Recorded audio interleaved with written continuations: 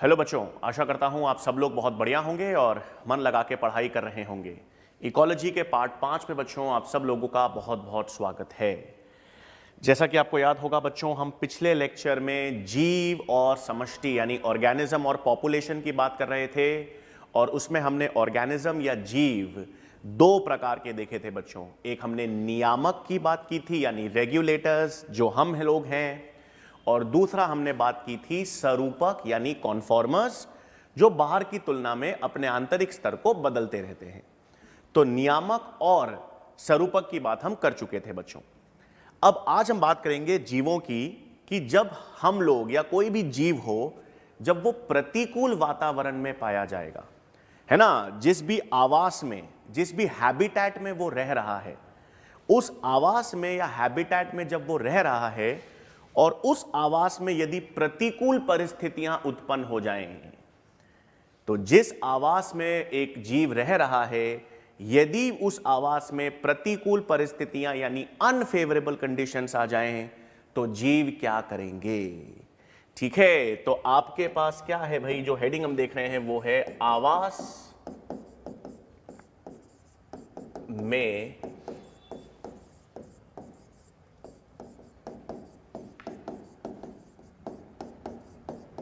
प्रतिकूल परिस्थितियां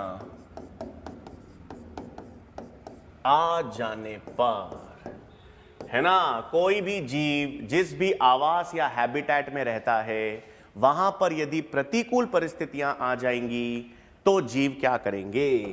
तो जीव दो चीजें दर्शाते हैं बच्चों। हां, एक जिसे हम कहते हैं माइग्रेशन या जिसे हम कहते हैं प्रवास, और दूसरा जिसे हम कहते हैं सस्पेंशन। ठीक है बच्चों, माइग्रेशन को हम अंग्रेजी में कहेंगे, प्रवास को, एस्केप इन स्पेस, और सस्पेंशन को क्या कहेंगे, एस्केप इन टाइम। ठीक है, तो हम क्या बात कर रहे हैं बच्चों, कोई भी जीव है, अगर कोई भी जीव जिस भी आवास में रह रहा है वहां पर प्रतिकूल परिस्थितियां आ जाएं, वहां पर अवस्थाएं अनफेवरेबल हो जाएं, तो जीवों के पास दो ऑप्शन होते हैं, या तो वो प्रवास दर्शाते हैं यानी माइग्रेशन, और या वो सस्पेंशन दर्शाते हैं। क्या मतलब है, बहुत आसान सा उदाहरण देखते हैं बच्चों। जब गर्मियां होती हैं, है ना, मई जून जुलाई, जब बहुत ज्यादा गर्मियां होती हैं, तो क्या करते हैं हमारे मम्मी पापा, हमें घूमने के लिए हिल स्टेशन, ठंडी जगह पर ले जाते हैं। हाँ, गर्मी से निपटने, या जब बहुत ज्यादा गर्मियां होती हैं तो हम हिल स्टेशंस पर, पर्वतीय क्षेत्रों में जाते हैं जहां पर ठंडक होती है। तो वो क्या है, एक तरह का माइग्रेशन या प्रवास। जहां पर हम रह रहे हैं वहां पर बहुत ज्यादा गर्मी हो गई है, परिस्थितियां बहुत प्रतिकूल हो गई है, तो हम घूमने के लिए, उस प्रतिकूल परिस्थितियों से निपटने के लिए हम ठंडे क्षेत्र में यानी अनुकूल वातावरण में जाते हैं। लेकिन वहां पर जाकर सेटल नहीं होते, वहां कोई नया आवास नहीं बना लेते। आवास तो हमारा वहीं रहता है, अस्थायी रूप से, टेम्पररी, कुछ समय के लिए, कुछ दिनों के लिए हम अनुकूल परिस्थितियों में जाते हैं और पुनः लौट आते हैं। इसे हम कहते हैं माइग्रेशन या प्रवास। तो जब कोई भी जीव, हाँ, साइबेरियन क्रेन्स होती हैं, साइबेरिया से जो पक्षियां हैं क्रेन्स, वो उड़कर हमारे भरतपुर के केवला देवी नेशनल पार्क में आती हैं, तो वो किसका उदाहरण है, प्रवास। वहां पर जब प्रतिकूल परिस्थितियां होती हैं, बहुत ठंड, बर्फ गिरती है, जब माइनस में तापमान हो जाता है, तो ये सब साइबेरियन क्रेन्स भरतपुर के केवला देवी नेशनल पार्क में आती हैं और कुछ समय के लिए यहां पर समय बिताती हैं और पुनः अपने आवास को लौट जाती है। तो ये किसका उदाहरण हो गया बच्चों, माइग्रेशन या प्रवास का। अच्छा, फिर क्या होता है भाई, सब लोग तो घूमने हिल स्टेशन जा नहीं सकते, सब लोग तो जाते भी नहीं हैं, तो कुछ व्यक्ति या कुछ लोग क्या करते हैं, मई जून गर्मी के महीने में बहुत तेज जब बाहर धूप होती है तो घर के अंदर आराम से एसी चलाकर बैठे रहते हैं। ठीक है ना, यानी अपनी उपापचय क्रियाओं को धीमा कर देते हैं, निष्क्रिय होकर शांत बैठे रहते हैं। उसे क्या कहेंगे, सस्पेंशन। प्रतिकूल परिस्थितियां हैं, मई जून में जब 45 डिग्री 50 डिग्री सेंटीग्रेड है, तो आप क्या करते हो, बाहर जाके भागते कूदते हो, नहीं। अपनी उपापचयी क्रियाओं को बढ़ा देते हो? नहीं। अपनी उपापचयी क्रियाओं को कम कर देते हो, धीमा कर देते हो, रेस्ट करते हो। उसे क्या कहते हैं? अपने आवास में ही रेस्ट करने को, निष्क्रिय हो जाने को, विश्राम करने को क्या कहेंगे? सस्पेंशन। जैसे जीवाणु हैं या सूक्ष्म जीव हैं या कुछ निम्न पादप हैं, वो क्या करते हैं? बीजाणु का निर्माण कर लेते हैं। प्रतिकूल परिस्थितियों से निपटने के लिए एक मोटी भित्ति युक्त बीजाणु बना लेते हैं, पुट्टिकाएं बना लेते हैं, ठीक है, कायिक प्रवर्धन करने लग जाते हैं। उच्च पादप जो हैं वो बीज प्रसूपता दर्शाते हैं। तो ये सब क्या है? निष्क्रिय। मेंढक आपने देखा होगा, बहुत ठंड में polar bears hibernation, winter sleep दर्शाते हैं, ठंड में निष्क्रिय हो जाते हैं। मेंढक है बहुत गर्मियों में निष्क्रिय हो जाता है। तो ये सब किसके उदाहरण हैं? सस्पेंशन के। तो कहने का मतलब है जब कोई भी जीव जहां पर रह रहा है वहां पर अगर प्रतिकूल परिस्थितियां हो जाती हैं, आवास प्रतिकूल हो जाता है, तो जीव दो तरह की संभावनाएं दर्शाते हैं, या तो माइग्रेशन या जिसे कहते हैं सस्पेंशन। माइग्रेशन में क्या हो गया भाई? माइग्रेशन का मतलब है प्रतिकूल आवास से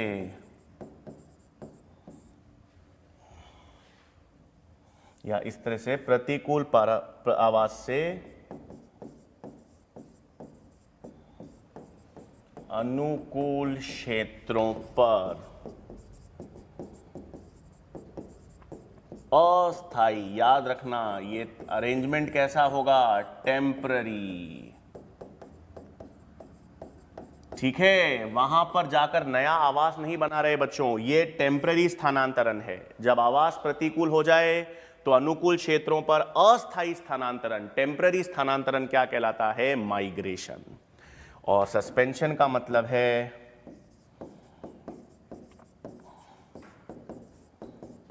उपापचय क्रियाओं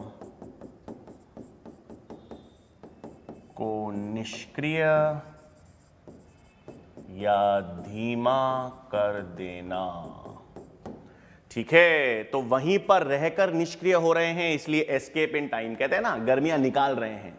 बहुत ज्यादा ठंड है तो रूम के अंदर, घर के अंदर हैं, समय निकाल रहे हैं, इसलिए एस्केप इन टाइम। और जब आप जगह ही बदल रहे हो, नए क्षेत्र पर स्थानांतरित हो रहे हो, तो एस्केप इन स्पेस, क्योंकि आप जगह बदल रहे हो। और एस्केप इन टाइम का मतलब है समय निकाल रहे हो। तो जब उपापचय क्रियाओं को निष्क्रिय धीमा कर देना कहलाएगा सस्पेंशन, और प्रतिकूल आवास से अनुकूल क्षेत्रों पर स्थानांतरण माइग्रेशन। अब सारा खेल उदाहरण का है, इसमें माइग्रेशन के उदाहरण आपको याद रखने हैं और सस्पेंशन के। तो सबसे पहले अपन किसका उदाहरण देखेंगे बच्चों? माइग्रेशन का उदाहरण।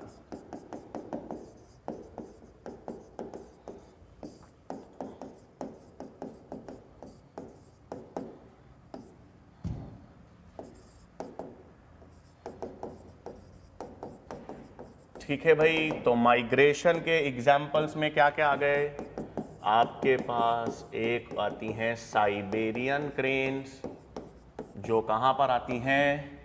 ये माइग्रेशन या प्रवास कहां पे दर्शाती हैं? भरतपुर के केवला देवी नेशनल पार्क।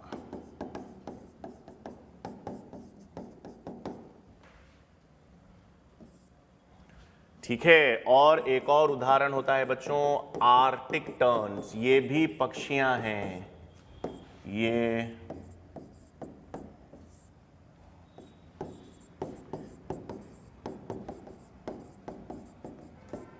ठीक है, आर्टिक टर्न्स का मतलब ये पक्षियां हैं बच्चों जो ध्रुवीय क्षेत्रों पर रहती हैं। नॉर्थ पोल है जो बहुत ठंडा होता है, तो आपके पास नॉर्थ और साउथ पोल जो बहुत ठंडे होते हैं, वहां पर ये पक्षियां पाई जाती हैं और ये बहुत लंबी दूरी का प्रवास जो है वो तय करती हैं। तो माइग्रेशन के दो एग्जाम्पल्स आपको याद रखने हैं बच्चों, साइबेरियन क्रेन्स और आर्टिक टर्न्स। ये किसके उदाहरण हो गए? माइग्रेशन के। फिर ये तो माइग्रेशन के उदाहरण, अब हम बात करें सस्पेंशन के उदाहरण।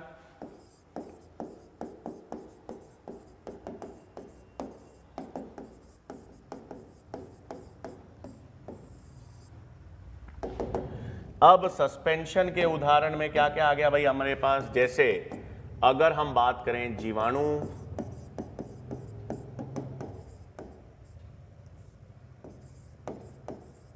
कवक और निम्न पादप। जीवाणु, कवक, निम्न पादप की बात करें तो ये क्या करते हैं, मोटी भित्ति युक्त बीजाणु का निर्माण,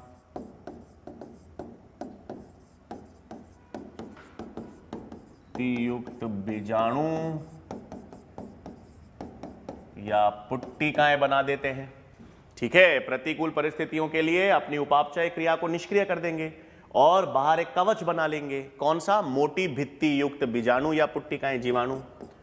फिर उच्च पादप जो हैं, उच्च पादप जो हैं वो क्या दर्शा देंगे, प्रतिकूल परिस्थितियों पर बीज प्रसूपता, कायिक प्रवर्धन हेतु अंग। कायिक प्रवर्धन हेतु अंग का मतलब है बच्चों जहां पर भोजन संचित हो सके वहां पर उपापचय क्रिया धीमी हो जाएंगी, जहां पर भोजन का संचय लंबे समय तक कर सकें उन्हें कायिक प्रवर्धन हेतु अंग कहेंगे। ठीक है, इसे हम पेरिनेशन के अंग भी कहते हैं बच्चों। ठीक है, एक नया शब्द आया है, पेरिनेशन के अंग। पेरिनेशन का मतलब प्रतिकूल परिस्थितियों में, प्रतिकूल परिस्थितियों से निपटने के लिए, प्रतिकूल परिस्थितियों में समय निकालने के लिए जो विशेष अंगों का निर्माण होता है, विशेष संरचनाओं का निर्माण होता है पादपों में, उसे हम पेरिनेशन के अंग कहते हैं। तो कभी भी प्रश्न आ जाए कि ये पेरिनेशन के अंग कब बनेंगे, अनुकूल परिस्थितियों में, प्रतिकूल परिस्थितियों में, तो ये सस्पेंशन का उदाहरण है, प्रतिकूल परिस्थितियों में बनेंगे। ठीक है, फिर जंतुओं में क्या देखा जाता है भाई, ये तो सब पादप और सूक्ष्म जीव में देखा। जंतुओं में हाइबरनेशन होता है, हाइबरनेशन जिसे हम कहते हैं विंटर स्लीप। हाँ, बहुत ठंड में जब उपापचय क्रिया निष्क्रिय हो जाती हैं, कौन दर्शाते हैं, पोलर बेयर्स और मेंढक। फिर हाइबरनेशन के बाद समर स्लीप होती है, बहुत ज्यादा गर्मियों में निष्क्रिय अवस्था, इसे हम कहते हैं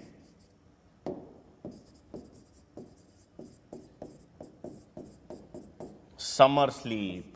तो समर स्लीप एस्टिवेशन, इसमें भी फ्रॉग, फिश और स्नेल्स, एस्टिवेशन, हाइबरनेशन। और एक और आती है बच्चों, एक बहुत इंपॉर्टेंट उदाहरण है जिसे हम कहते हैं डायापॉज, जिसे हम क्या कहते हैं बच्चों, डायापॉज। जल में जो जंतु प्लवक पाए जाते हैं, तो प्रतिकूल परिस्थितियां होने पर वो जो जंतु प्लवक हैं वो अपने विकास को वो अब निष्क्रिय अवस्था में चले जाते हैं, जिसे क्या कहेंगे, डायापॉज। तो डायापॉज क्या हो गया भाई, ज़ूप्लैंक्टन्स। ज़ूप्लैंक्टन्स का मतलब है जंतु प्लवक की निष्क्रिय अवस्था। तो जंतु प्लवक की निष्क्रिय अवस्था को हम क्या कहेंगे, डायापॉज। सारे उदाहरण, सस्पेंशन आपको पता ही है, प्रतिकूल आवास में रहते हुए समय निकालना है। समय निकालने के लिए जीवाणु, कवक, निम्न पादप मोटी भित्ति युक्त बीजाणु बना रहे हैं, उच्च पादप बीज प्रसूपता दर्शाते हैं या पेरिनेशन के अंग बनाते हैं।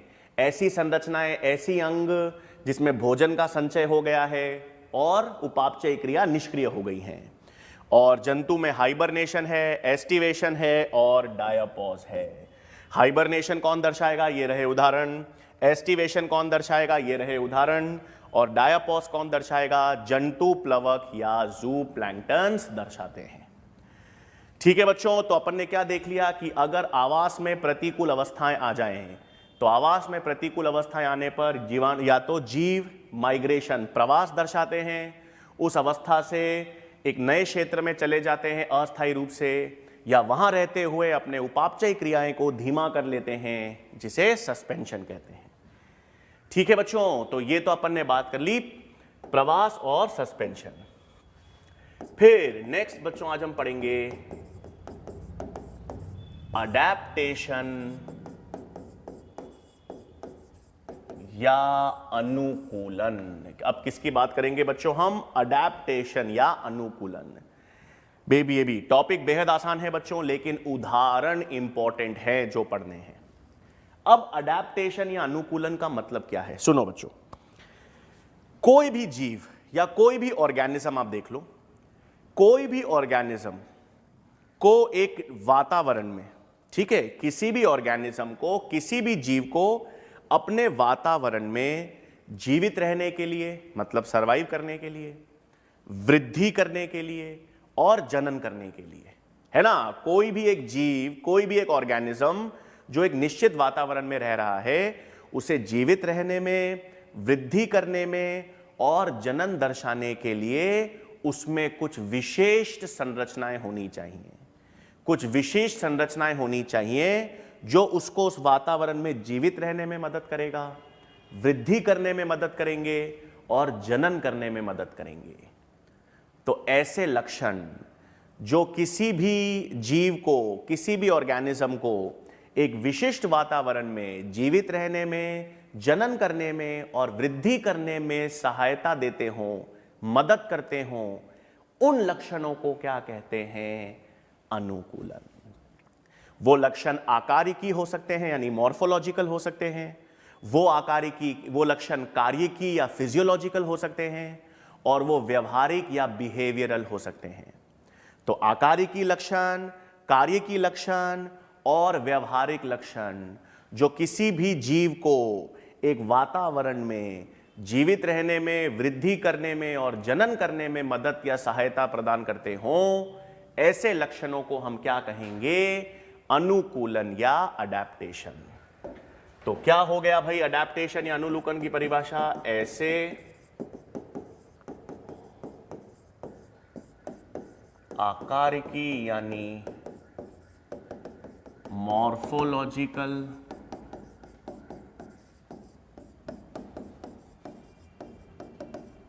कार्यकी यानी फिजियोलॉजिकल एवं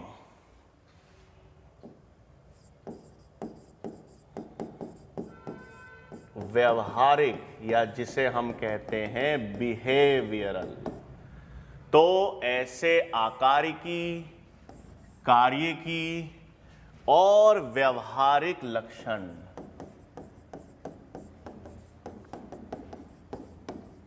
जो जीवों को एक निश्चित वातावरण में, जो जीवों को निश्चित वातावरण में जीवित रहने में, वृद्धि दर्शाने में एवं जनन दर्शाने में सहायक हों,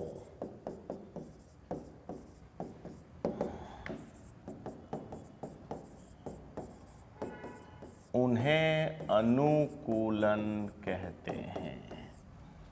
है ना भाई? तो क्या हो गए अनुकूलन या अडैप्टेशन? अनुकूलन अडैप्टेशन में कैसे लक्षण हो सकते हैं? यही उदाहरण पढ़ने हैं हमको, लक्षण ही देखने हैं अलग अलग जीवों में। तो ऐसे आकारिकी, कार्यकी एवं व्यवहारिक लक्षण जो जीवों को किसी भी निश्चित वातावरण में, किसमें? जीवित रहने में, वृद्धि दर्शाने में और जनन दर्शाने में सहायक होते हों, उन्हें हम क्या कहते हैं? अनुकूलन। है ना भाई? तो अनुकूलन में अब हमको पढ़ना क्या है भाई? अनुकूलन में हम सब उदाहरण ही तो पढ़ेंगे, ठीक है। अनुकूलन में अब हमको अलग अलग जीवों में उदाहरण देखने हैं। तो क्या क्या उदाहरण है भाई? अब सारा खेल ही अनुकूलन के उदाहरण में पढ़ेंगे। अनुकूलन के उदाहरण ठीक है, सबसे पहले अपन उदाहरण किन में देखेंगे? जंतुओं में, और फिर हम बात करेंगे पादपों में। जंतुओं में पहला उदाहरण आता है कैंगरू रैट का। ठीक है, याद रखना बच्चों, ये कैंगरू और रैट अलग अलग नहीं है, एक ही जीव है। कैंगरू रैट नाम का एक ही जीव है जो नॉर्थ अमेरिका के डेजर्ट्स में पाया जाता है। ये कहां पाया जाता है भाई? नॉर्थ अमेरिका के डेजर्ट्स में। अब याद रखना, कैंगरू रैट एक ही जंतु है भाई, ये अलग अलग नहीं है। कंगारू और चूहा अलग अलग नहीं है भाई, ये कैंगरू रैट एक ही है। तो ये कैंगरू रैट नॉर्थ अमेरिका के डेजर्ट्स में पाया जाता है, ठीक है, मरुस्थल में। अब इसके विशेष लक्षण ये हैं बच्चों कि ये अपने जीवन में, अपने जीवन काल में पानी पीता ही नहीं।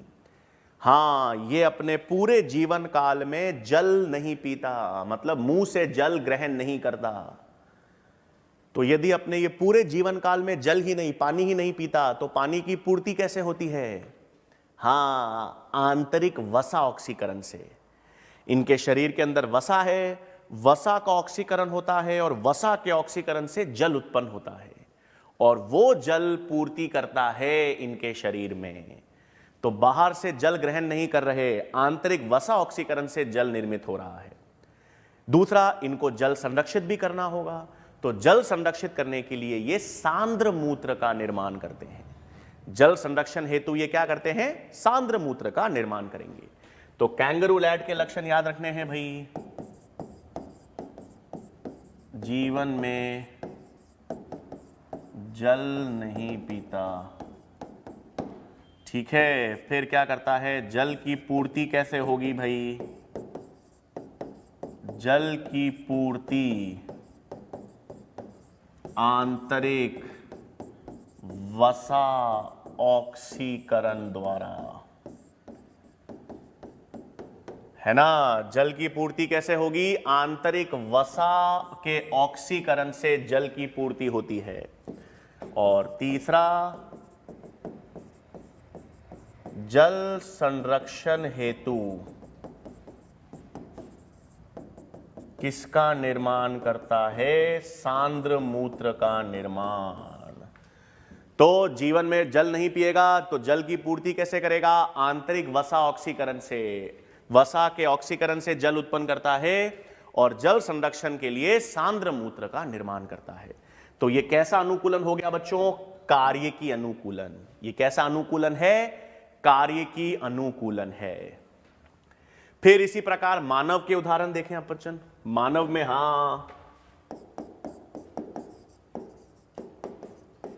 मानव, ह्यूमंस में, अब हम जब पर्वतीय क्षेत्रों पे जाते हैं बच्चों, हिल स्टेशंस पर, जब हम पर्वतीय क्षेत्रों में जाते हैं, हिल स्टेशन जाते हैं, तो वहां पर क्या होता है?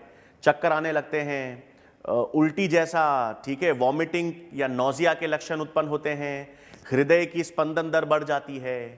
तो इसे हम ऑल्टीट्यूड सिकनेस कहते हैं, ठीक है। जब कभी भी आप शिमला जा रहे हो, कश्मीर जा रहे हो, लेह लद्दाख जा रहे हो, तो जब आप पर्वतीय क्षेत्रों पे जाते हो तो वहां पर ऑक्सीजन कम हो जाता है, और ऑक्सीजन कम हो जाने पर आपको चक्कर जैसे लक्षण, उल्टी जैसे लक्षण उत्पन्न होते हैं। लेकिन ये तो कुछ समय के लिए, कुछ 1-2 दिन तक होते हैं या कुछ घंटों तक रहते हैं, उसके बाद नहीं होते, क्योंकि उसके बाद शरीर उस अवस्था के अनुरूप अनुकूलन दर्शाता है, ठीक है। तो मानव में क्या होता है भाई? पर्वतीय क्षेत्रों में, पर्वतीय क्षेत्रों में क्या देखा जाता है? Altitude sickness. पर्वतीय क्षेत्रों में ऑल्टीट्यूड सिकनेस का मतलब वही भाई, चक्कर आना,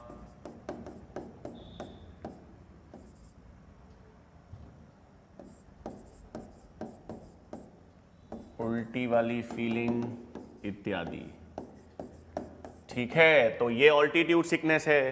तो शरीर कार्य की अनुकूलन कैसे दर्शाता है? हमारा शरीर इससे निपटने के लिए कार्य की अनुकूलन कैसे दर्शाएगा? इसका कारण क्या है भाई? ऑक्सीजन की कमी। ये किस कारण हो रहा है? ऑक्सीजन की कमी के कारण। ऑल्टीट्यूड सिकनेस पूछ, क्या कारण है भाई ऑल्टीट्यूड सिकनेस का? ऑल्टीट्यूड सिकनेस का कारण है ऑक्सीजन की कमी हो जाना। तो कार्य की अनुकूलन क्या करते हैं? सबसे पहले आरबीसी उत्पादन बढ़ाते हैं। याद आया, ह्यूमन फिजियोलॉजी में पढ़ा था हमने, पॉलीसाइथेमिया अवस्था, आरबीसी उत्पादन बढ़ जाता है। तो पहला कार्य की अनुकूलन होगा आरबीसी उत्पादन में वृद्धि।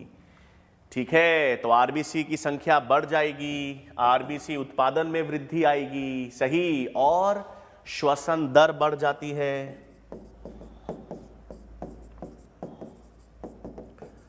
श्वसन दर में वृद्धि होती है और हीमोग्लोबिन की बंधुता, ऑक्सीजन बंधुता घट जाती है।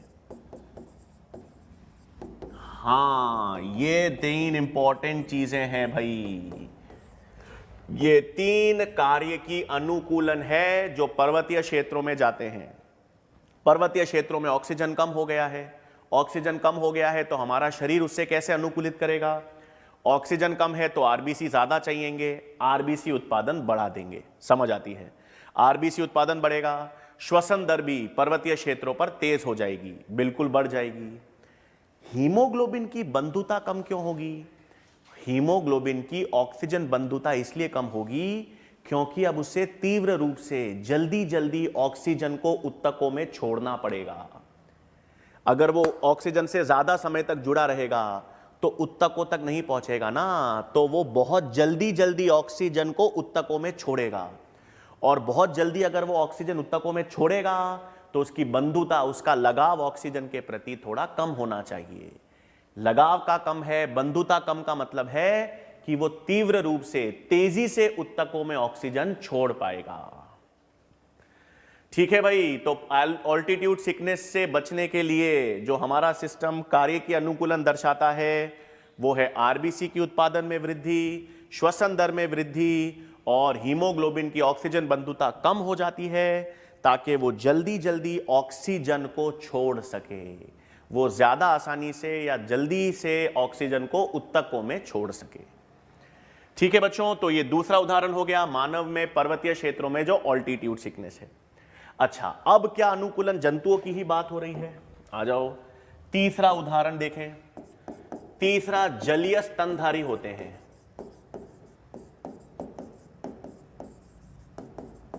जलीय स्तनधारी जैसे सील्स। हाँ, अब जो जलीय स्तनधारी हैं सील्स, इनमें क्या होता है? इनके त्वचा के नीचे एक वसा की परत होती है।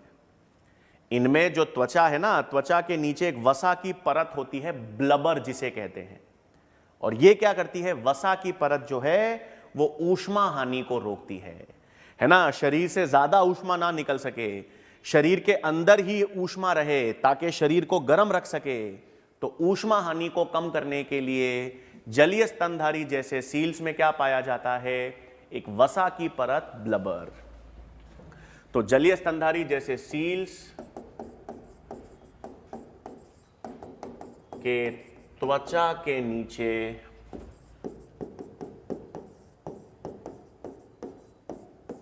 वसा की परत, ब्लबर पाई जाती है।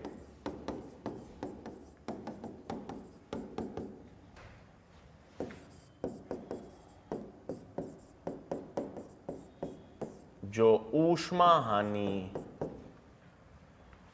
को कम करती है। ठीक है, तो जलीय स्तनधारी हैं जैसे सील्स हैं, उनमें त्वचा के नीचे क्या मिलेगी बच्चों? वसा की परत, और उस वसा की परत को क्या कहते हैं? ब्लबर। तो ये भी क्या हो गया भाई? अनुकूलन हो गया जंतुओं में। फिर नेक्स्ट अनुकूलन क्या आता है? नेक्स्ट अनुकूलन, बिल्कुल नेक्स्ट अनुकूलन को हम जानते हैं एलेन्स के रूल के नाम से। एलेन एक वैज्ञानिक है जिन्होंने एक नियम दिया, एलेन का रूल। एलेन का रूल ये कहता है बच्चों, जितने भी स्तनधारी हैं, जो भी स्तनधारी ठंडे क्षेत्रों में पाए जाते हैं, ठंडे क्षेत्रों में या ध्रुवीय क्षेत्रों में पाए जाते हैं जहां पर बर्फ पड़ती है, तो ऐसे स्तनधारी जो ठंडे क्षेत्रों में पाए जाते हैं उनके कान, हाथ, पैर, हाथों की, पैरों की अंगुलियां जो होती हैं वो बेहद छोटी होती हैं। कान बेहद छोटे होते हैं, हाथ, पैर, हाथों की अंगुलियां, पैरों की अंगुलियां बहुत छोटी होती है। क्यों? क्योंकि अंगुलियां छोटी होंगी, कान छोटा होगा, तो क्षेत्रफल, सरफेस एरिया कम होगा, और सरफेस एरिया कम होगा तो ऊष्मा हानि भी कम होगी। ठंडे क्षेत्रों में बहुत छोटे जीव नहीं पाए जाते थे क्योंकि उनका क्षेत्रफल, सरफेस एरिया ज्यादा था। तो सरफेस एरिया जब ज्यादा हो जाता है तो ऊष्मा हानि भी ज्यादा होती है। तो ठंडे क्षेत्रों में जो स्तनधारी रहेंगे वो ये गलती नहीं करते, उनके कान, हाथ और पैर ये सब छोटे होते हैं ताकि सरफेस एरिया कम हो सके, ऊष्मा हानि कम हो सके। तो एलन का रूल क्या कहता है भाई? ठंडे क्षेत्रों में रहने वाले स्तनधारियों के कान, हाथ, पैर इत्यादि छोटे होते हैं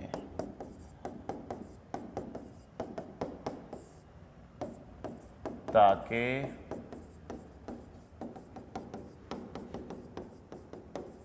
सरफेस एरिया कम हो और ऊष्मा हानि भी कम हो।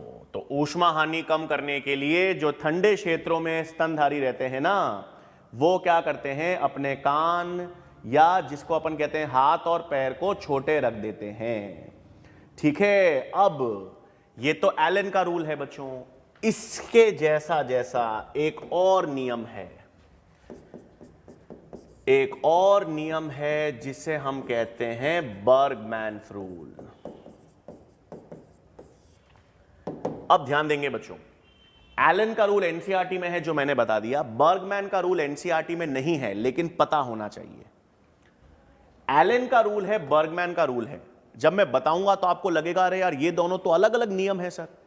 नहीं, ये सिर्फ दिखने में, सुनने में अलग अलग लगते हैं। इन दोनों का सिद्धांत जो है वो एक ही है। दोनों का जो कॉन्सेप्ट या सिद्धांत होगा वो सेम होगा। कैसे? एलन का रूल कहता है कि ठंडे क्षेत्रों में रहने वाले स्तनधारियों के कान, हाथ, पैर इत्यादि छोटे होंगे ताकि उनका सरफेस एरिया कम हो सके, ऊष्मा हानि कम हो सके। ठीक है। बर्गमैन का रूल यह कहता है कि ठंडे क्षेत्रों में जो समतापी जंतु रहते हैं, मतलब पक्षी और स्तनधारी जो ठंडे क्षेत्रों में रहते हैं, उनके शरीर का आकार बड़ा होता है। आपने देखा होगा पोलर बेयर का इतना बड़ा शरीर होता है, शरीर बहुत बड़ा होता है लेकिन हाथ और पैर, कान छोटे छोटे होते हैं। अब शरीर बड़ा होगा तो शरीर की साइज बड़ी होगी तो आयतन बड़ा होगा, आयतन बड़ा होगा तो surface area to volume ratio कम हो जाएगा। वही बात है। एलन ने कहा कान, हाथ और पैर छोटे होते हैं, बर्गमैन ने कहा शरीर का साइज बड़ा होता है तो शरीर का आकार बढ़ेगा, आयतन बढ़ जाएगा। क्षेत्रफल और आयतन में तो अनुपात तो कम हो गया, ऊष्मा हानि कम हो गई। ठीक है, तो बर्गमैन का रूल यह कहता है, वही भाई, ठंडे क्षेत्रों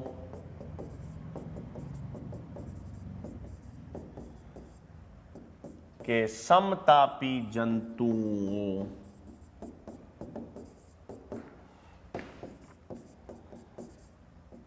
का बॉडी साइज बड़ा होता है, मतलब आयतन अधिक, और वॉल्यूम या आयतन अधिक होगा तो क्षेत्रफल और आयतन का अनुपात तो कम ही हो जाएगा, ऊष्मा हानि तो कम ही होगी। तो एक ही तरीका है भाई। देखो सिद्धांत जो है वो तो सरफेस एरिया कम करना है ना, सिद्धांत तो है वो क्या करना है बच्चों, सरफेस एरिया कम करना है। अब सिद्धांत है सरफेस एरिया कम करना है, कहने का तरीका अलग अलग है। एलन का रूल डायरेक्टली सरफेस एरिया कम कर रहा है और बर्गमैन का रूल इनडायरेक्टली सरफेस एरिया कम कर रहा है। ये तो कान, हाथ और पैर को छोटा करके सरफेस एरिया कम कर रहा है, ये आयतन बढ़ाकर अनुपात को कम कर रहा है। ठीक है भाई, तो ये आपके पास भी क्या हो गए, अनुकूलन हो गए, एलन रूल और बर्गमैन रूल। फिर अपने पास व्यवहारिक अनुकूलन आते हैं जंतुओं में। फिर हमारे पास क्या आता है, जंतुओं में व्यवहारिक यानी बिहेवियरल अडेप्टेशन।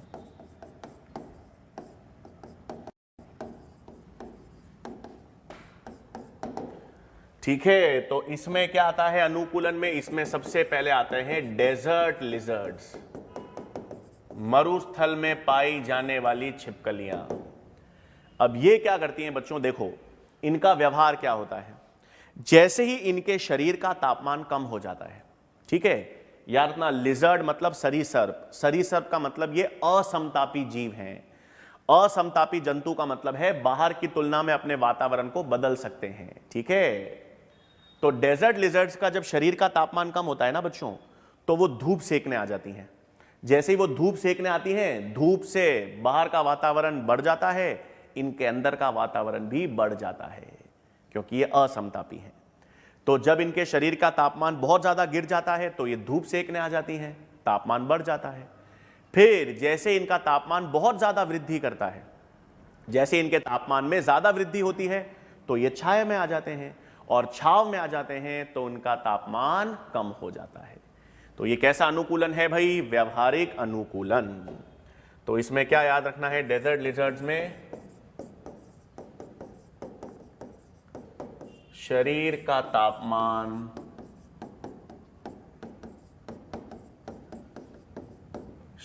तापमान कम हो जाने पर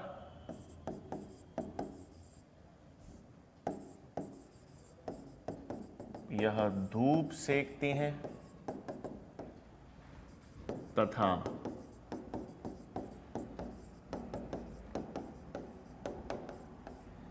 शरीर का तापमान अधिक हो जाने पर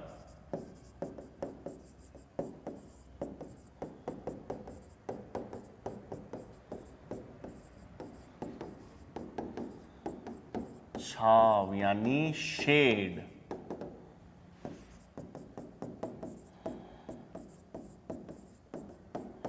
में आ जाती हैं। ठीक है, तो ये आपके पास क्या हो गया भाई, व्यवहारिक अनुकूलन हो गया। ठीक है, याद रखना ये असमतापी जीव है बच्चों, समतापी नहीं है। फिर क्या होता है मछलियों में बच्चों, दूसरा उदाहरण आपको पता होना चाहिए, सैल्मन और हिल्सा जो मछलियां हैं,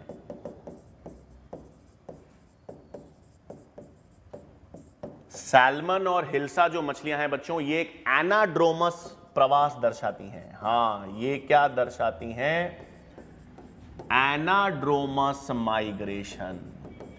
इसका मतलब है ये लवणीय जल से शुद्ध जल की ओर प्रवास करती हैं। लवणीय जल से शुद्ध जल की ओर प्रवास। ठीक है, तो लवणीय जल से शुद्ध जल की ओर जो प्रवास होता है उसे क्या कहते हैं, एनाड्रोमस माइग्रेशन। और इसका बिल्कुल उल्टा बच्चों, इसका बिल्कुल उल्टा कर दो तो उसे अपन क्या कहेंगे, कैटाड्रोमस माइग्रेशन। उल्टा कर दो मतलब शुद्ध जल से लवणीय जल की ओर आ जाओ, तो शुद्ध जल से लवणीय जल की ओर क्या कहलाएगा, कैटाड्रोमस माइग्रेशन। ये कौन दर्शाएगा भाई, ये आगे यहां देखते हैं।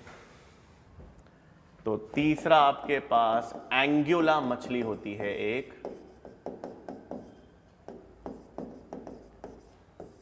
ये क्या दर्शाती है, ये आपके पास कैटाड्रोमस माइग्रेशन। और कैटाड्रोमस माइग्रेशन बिल्कुल उल्टा हो गया, मतलब शुद्ध जल से लवणीय जल की ओर।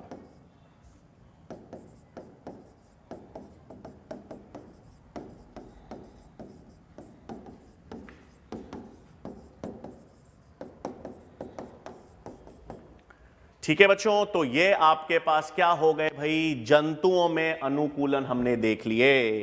अनुकूलन में कितने उदाहरण हमने देखे हैं बच्चों? हमने बात की है अनुकूलन की। अनुकूलन में हमने कैंगरू रैट का उदाहरण देखा, मानव में ऑल्टीट्यूड सिकनेस का अनुकूलन देखा, जलीय स्तनधारी जो सील्स हैं उनमें वसा की परत वाला अनुकूलन, एलन का रूल, बर्गमैन का रूल, व्यवहारिक अनुकूलन में डेजर्ट लिजर्ड्स और मछलियों का अनुकूलन हमने देखा है। ये तो सारे अनुकूलन के उदाहरण किसके देखे हैं हमने? जंतुओं के। अब हम किसकी बात करेंगे? पादपों में अनुकूलन की। ठीक है, तो अब हम किसकी बात करेंगे?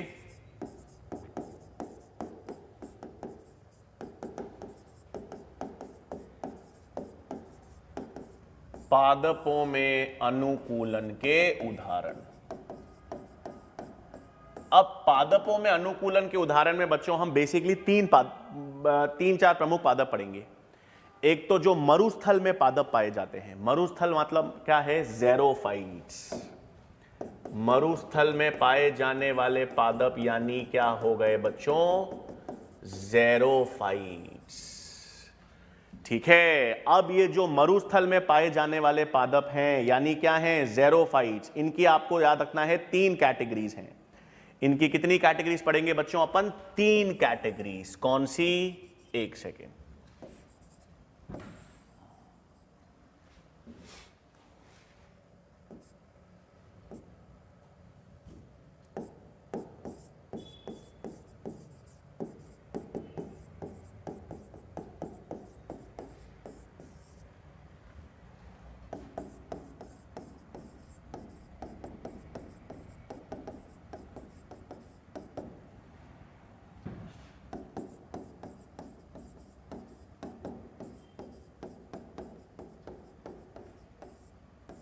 ठीक है बच्चों, यहां पर क्या मतलब है भाई? मैंने 3 नाम लिखे हैं। तीनों नाम में कॉमन चीज क्या है बच्चों? ड्रॉट। तीनों नाम में कॉमन क्या है? ड्रॉट है। अब ड्रॉट का मतलब होता है सूखा। ड्रॉट का मतलब क्या होता है बच्चों? सूखा। एक सेकेंड।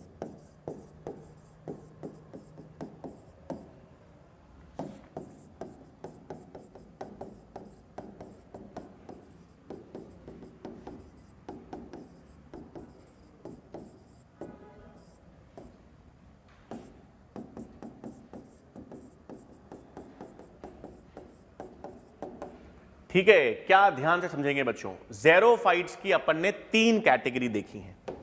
ज़ेरोफाइट्स की अपने पास कितनी कैटेगरी है बच्चों? 3 कैटेगरी। क्या मतलब है? ध्यान से।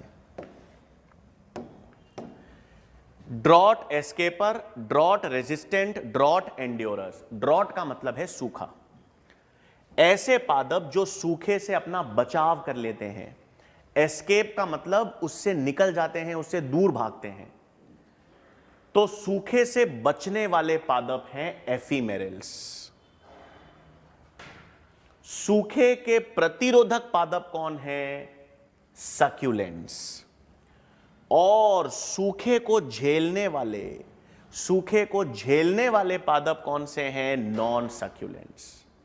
ठीक है, क्या क्या मतलब है सुनो। सबसे पहले अपन बात करते हैं एफीमेरल्स या ड्रॉट एस्केपर्स। ये क्या पादप है बच्चों? ये ऐसे पादप हैं जो रहते तो मरुस्थल में हैं, लेकिन मरुस्थल में कभी कभार जब जल साल में 5 या 10 दिन अगर वर्षा होती है, 5 या 2 या 3 बार वर्षा अगर होती है मरुस्थल में, थोड़ा सा भी बूंदाबांदी होती है, थोड़ा सा भी जल आता है, तो जल आने पर ही उस हफ्तों में जब जल आता है तभी ये अपना जीवन काल पूरा कर लेते हैं। ये वार्षिक पादप है बच्चों। ये पूरे जीवन भर जीवित नहीं रहते मरुस्थल में। ये मरुस्थल में तभी अपना जीवन काल पूरा कर लेते हैं, उन हफ्तों में ही अपना जीवन काल पूरा कर देते हैं जब जल इनको प्राप्त होगा। अब साल भर में 10 महीने तो गर्मियां रहती हैं, तापमान बढ़ा हुआ रहता है। 11 महीने में कभी 1 या 2 हफ्ते होते हैं जब जल की मात्रा होती है या जब वर्षा होती है, तो उन हफ्तों में ही ये अपना जीवन काल पूरा कर लेते हैं। और बाकी पूरी 10 महीने 9 महीने ये निष्क्रिय रहते हैं। तो इन पादप को क्या कहते हैं? ड्रॉट एस्केपर्स या एफीमेरल्स। तो पहला लक्षण तो ये कैसे पादप हो गए बच्चों? ये वार्षिक पादप हैं और इनका जीवन काल जो है वो 6 से 8 हफ्तों तक का ही होता है। ठीक है, तो ऐसे वार्षिक पादप जिनका जीवन काल 6 से 8 हफ्ते ही हैं, बहुत जल्दी अपना जीवन काल पूरा कर लेते हैं, जल होने पर ही पूरा करते हैं, वो है ड्रॉट एस्केपर्स। फिर आते हैं बच्चों मांसलोब्धित पादप। ये पादप जो हैं वो तने में, पत्तियों में जल को संचित करके रखते हैं। तो ये जो पादप हैं ये जल को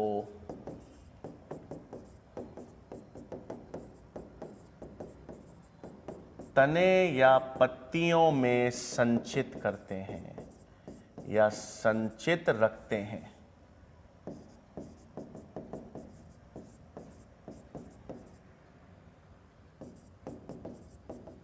ठीक है, और उसे कहते हैं म्यूसिलेज।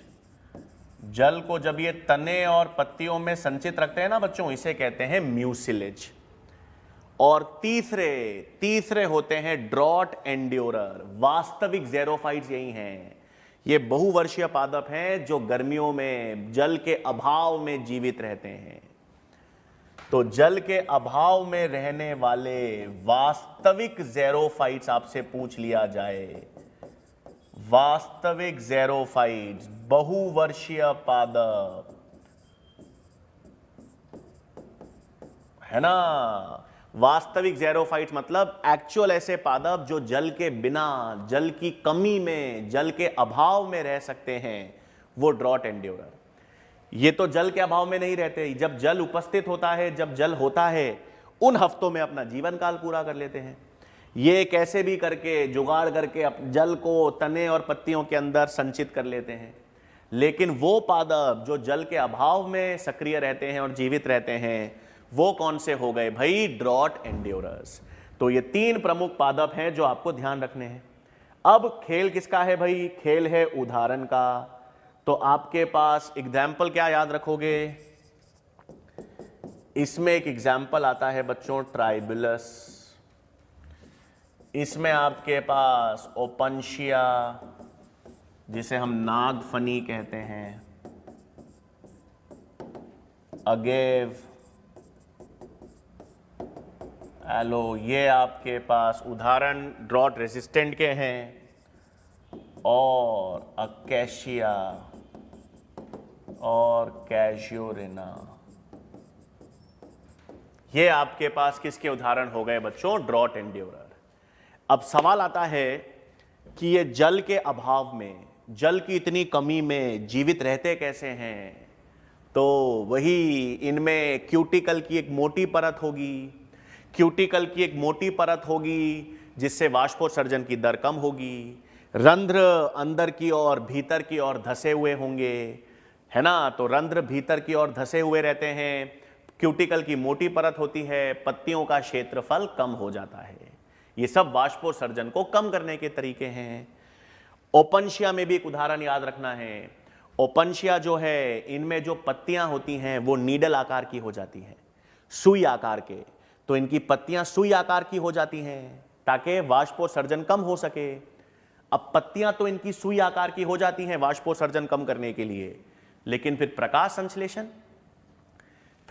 संश्लेषण इनमें पत्तियां नहीं करती। इनमें प्रकाश संश्लेषण फिर रूपांतरित तना करता है, और तना रूपांतरित होकर जब प्रकाश संश्लेषण करता है किसमें? ओपनशिया में, तो उसे हम क्या कहते हैं भाई? फाइलोक्लेड कहते हैं। उसे हम क्या कहेंगे? फाइलोक्लेड। तो ये उदाहरण है जो आपको ध्यान रखना है भाई। क्या क्या? इधर देख लें।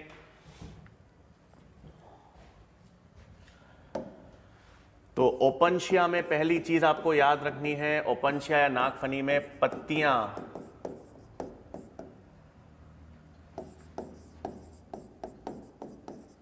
सुई रूपी स्पाइन्स में रूपांतरित। ठीक है, पत्तियां सुई रूपी स्पाइन्स में रूपांतरित क्यों भाई? वाष्पोत्सर्जन की दर को कम करने के लिए।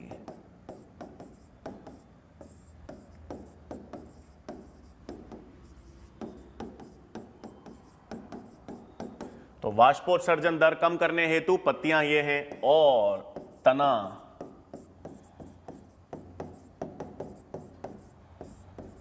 रूपांतरित होकर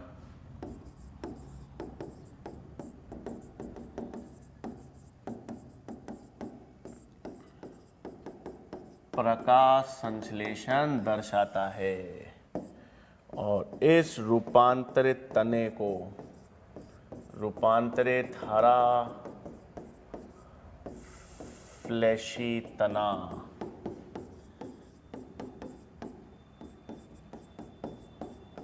क्या कहलाता है? फाइलोक्लेड। ठीक है, तो ओपनशिया जो है इसका उदाहरण में पत्तियां सुई रूपी स्पाइन्स में रूपांतरित हो जाती हैं, तना रूपांतरित होकर प्रकाश संश्लेषण करता है और उस रूपांतरित हरे फ्लैशी तने को हम क्या कहते हैं? फाइलोक्लेड। आपको एक और याद होगा बच्चों, जब हमने पादप कार्यकी पढ़ी थी, पादप कार्यकी में हमने कैम पादपों की बात की थी। कैम पादपों में वाष्पोत्सर्जन दर को कम करने के लिए, वाष्पोत्सर्जन दर कम करने के लिए इनमें ऐसे रंध्र थे जो दिन में बंद रहते थे, रात में खुलते थे। क्या कहा था उनको अपन ने? स्कोटो एक्टिव स्टोमेटा, है ना। उससे अपन ने क्या कहा था बच्चों? तमो सक्रिय रंध्र। तो ये सारे उदाहरण किसके हैं भाई? ज़ेरोफाइट्स के हैं।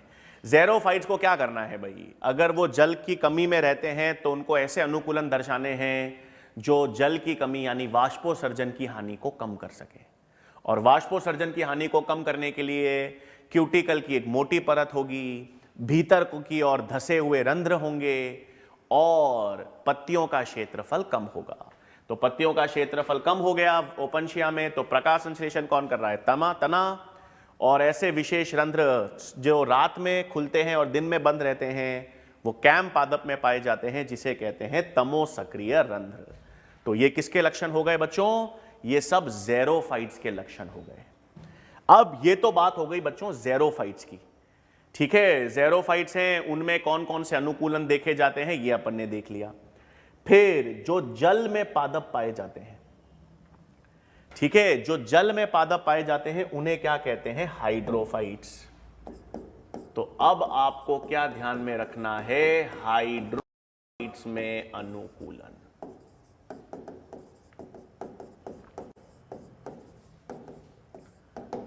अब हाइड्रोफाइट्स में अनुकूलन में कई सारे उदाहरण याद रखने हैं।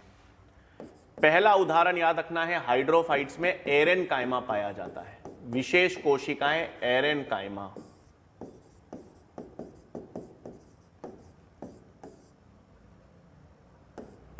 तो हाइड्रोफाइट्स मतलब जल वाले जो पादप वो कौन से हैं? हाइड्रोफाइट्स हैं।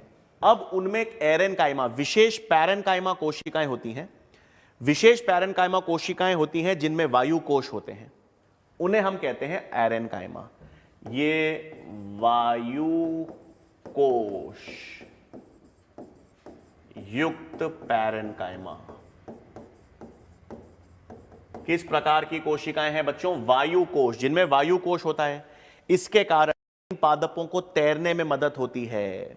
तो ध्यान है, जलीय पादप होते हैं बच्चों, जो प्लावी पादप हैं, जो जल में तैरते हैं। हाँ, तो वो जल में तैर क्यों पाते हैं? एरेनकाइमा के कारण। एरेनकाइमा में वायु कोश होता है जो इनको उदप्लावनता प्रदान करता है।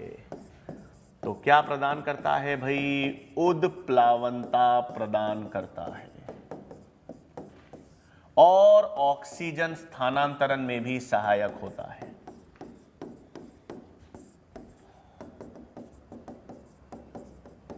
किसमें सहायक होगा बच्चों? ऑक्सीजन स्थानांतरण में भी सहायक होगा। ठीक है, तो ये तो बात हुई एरेनकाइमा। दूसरा आपको याद रखना है बच्चों, जो भी पादप जल में पाए जाते हैं, है ना, जो भी पादप जल में पाए जाएंगे उनमें क्या होगा भाई? उनमें मूल तंत्र ज्यादा विकसित नहीं होगा। उनमें मूल तंत्र ज्यादा विकसित क्यों नहीं होगा? क्योंकि ये तो जल में रहते हैं। मूल तंत्र ज्यादा विकसित तो स्थलीय पादप में होगा या मरुस्थल वाले पादप में होगा। ज्यादा विकसित मूल तंत्र है वो मृदा के तह तक जाकर, गहराई में जाकर जल को लेंगे। जो जलीय पादप हैं उनमें तो जल ही है, तो उनमें मूल तंत्र ज्यादा विकसित नहीं होता। कई में तो मूल एब्सेंट भी होते हैं। तो दूसरा अनुकूलन क्या है बच्चों? मूल एब्सेंट यानी रूट नहीं पाए जाते। किन में नहीं पाए जाते भाई? सैल्वीनिया में नहीं पाए जाते आपके पास। सैल्वीनिया ऐसा पादप है, याद रखना, जो जलीय पादप है, जिनमें क्या नहीं देखा जाता भाई? जिनमें मूल अनुपस्थित होंगे। तो इनमें मूल उपस्थित ही नहीं होते। ठीक है, एक और सबसे छोटा पुष्पीय पादप याद है? वुल्फिया होता है। वुल्फिया क्या है बच्चों आपके पास? सबसे छोटा पुष्पीय पादप है ना। एक और सेरेटोफाइलम, इनमें क्या होते हैं? मूल अनुपस्थित हैं। अच्छा, फिर मूल अल्प विकसित,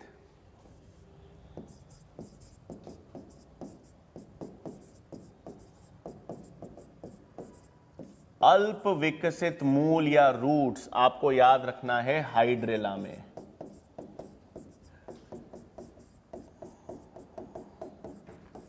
ठीक है, तो उदाहरण सैल्विया है, वुल्फिया है, सेरेटोफाइलम है। इन पादपों में क्या नहीं मिलते? मूल नहीं मिलते। और अल्प विकसित, किसमें मूल तो होंगे लेकिन ज्यादा विकसित नहीं होते। तो ज्यादा विकसित किसमें नहीं होंगे भाई? हाइड्रेला में ज्यादा विकसित नहीं पाए जाते। फिर आखिरी में आपको एक और चीज मालूम होनी चाहिए बच्चों, रूट पॉकेट्स।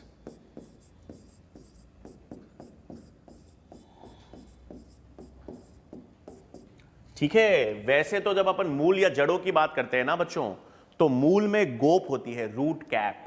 ठीक है, लेकिन मूल गोप या रूट कैप तो विकसित जड़ों में होती है।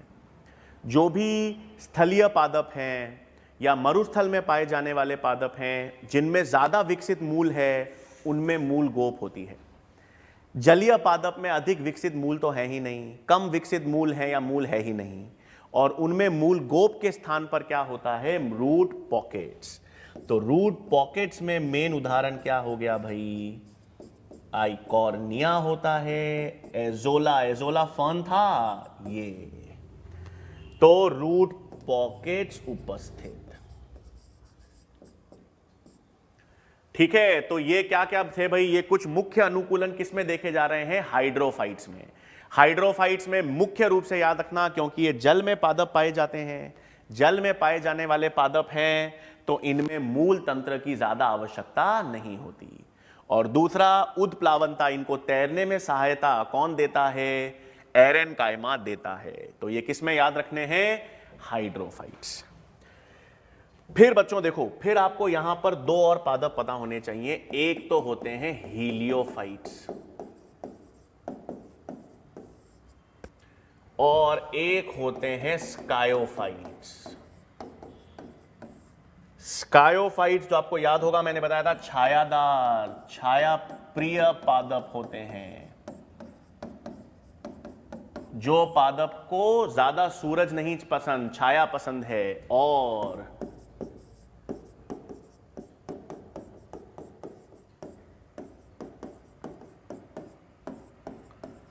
Sun loving plants. ठीक है, सन लविंग प्लांट्स को हम क्या कहते हैं? हीलियोफाइट्स। तो जो ज्यादा सूरज पसंद करते हैं, जिनको ज्यादा सूरज की किरणें चाहिए, उन्हें क्या कहते हैं बच्चों? उन्हें अपन कहते हैं हीलियोफाइट्स। तो हीलियोफाइट्स के अनुकूलन क्या होंगे भाई?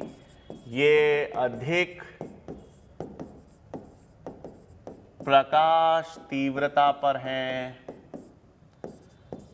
अधिक तापमान पर हैं, और इनमें अधिक प्रकाश संश्लेषण की दर भी होती है। सही, तो अधिक प्रकाश तीव्रता पर, अधिक तापमान पर, अधिक प्रकाश संश्लेषण की दर वाले पादप कौन से हो गए? हीलियोफाइट्स, सन लविंग प्लांट्स हैं। स्कायोफाइट्स के उदाहरण याद है? ब्रायोफाइट्स पढ़े थे अपन ने। हाँ, ये हीलियोफाइट्स जनरली कौन से पादप होते हैं भाई? C4। मुख्यतः जो C4 प्लांट्स हैं वो हीलियोफाइट्स हैं। स्कायोफाइट्स, ब्रायोफाइट्स थे भाई, ये कम प्रकाश पर वृद्धि करेंगे, कम तापमान पर वृद्धि करेंगे और इनमें प्रकाश संश्लेषण की दर भी कम होगी।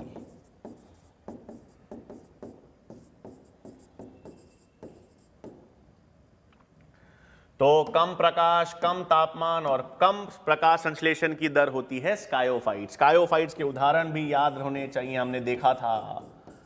स्कायोफाइट्स के सबसे कॉमन उदाहरण क्या थे भाई? ब्रायोफाइट। स्कायोफाइट का सबसे कॉमन एग्जाम्पल क्या है? ब्रायोफाइट होता है। ठीक है, तो ये अपन ने किसकी बात कर ली भाई? जंतुओं में अनुकूलन हमने देख लिया और पादपों में हमने अनुकूलन देख लिया। पादपों में अनुकूलन में हमने दो मुख्य देखे हैं, ज़ेरोफाइट्स और हाइड्रोफाइट्स। बाकी तो जो मेसोफाइट्स होते हैं, जो सामान्य अवस्था में रहते हैं, वो तो हमको पता ही है। ठीक है, तो अनुकूलन विशेष रूप से किसमें देखा जाएगा? ज़ेरोफाइट्स में उदाहरण आपको ध्यान रखने थे, और हाइड्रोफाइट्स में किन में मूल जड़ें नहीं हैं, किन में अल्प विकसित जड़ें हैं और किन में मूल यानी रूट पॉकेट्स पाई जाती है। और दो और विशेष तरह के पादप बता दिए हमने, हीलियोफाइट्स और स्कायोफाइट्स। तो ये बच्चों सब किसके अनुकूलन पाए जाते हैं? ये सब पादप और जंतुओं में हमने अनुकूलन देख लिए। ठीक है, तो आज हमने किसकी बात की है बच्चों? आज हमने बात की है सबसे पहले तो जब प्रतिकूल परिस्थितियां आवास में उत्पन्न होती हैं तो जीव दो तरह के अनुकूलन दर्शाता है। एक तो प्रवास और दूसरा क्या है? सस्पेंशन। फिर हमने माइग्रेशन और सस्पेंशन के उदाहरण देख लिए। फिर हमने अनुकूलन की बात की, आकारिकी, कारिकी और व्यवहारिक लक्षण जो जीवित रहने में, वृद्धि दर्शाने में मदद करेंगे जंतुओं की और पादपों की। फिर हमने जंतुओं के उदाहरण देखे अनुकूलन में बच्चों, जंतुओं के सारे उदाहरण हमने देखे।